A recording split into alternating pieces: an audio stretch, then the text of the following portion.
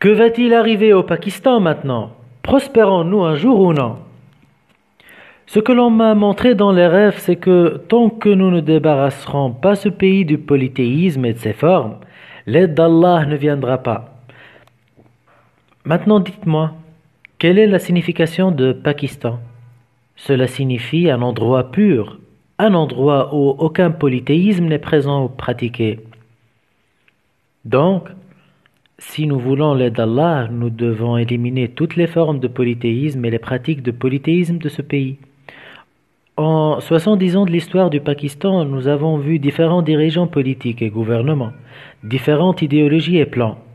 Chaque dirigeant et équipe politique a fait de son mieux pour réaliser le bien du pays, la prospérité du peuple, la croissance économique, mais nous n'avons pas vu ces résultats. Et tous leurs plans ne se sont pas concrétisés comme ils l'avaient dit. La raison principale en est que nous n'avons pas fait attention au polythéisme et avons mis en place un mode de vie qui favorise le polythéisme.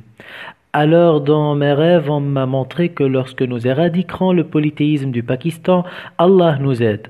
Et puis nos plans atteignent exactement le résultat que nous recherchons, et la miséricorde et les bénédictions d'Allah sont plaintives. Tout comme ce fut le cas pour le prophète Ibrahim alayhi salam. Il a brisé les idoles que les gens vénèrent pour souligner l'importance d'éliminer le polythéisme.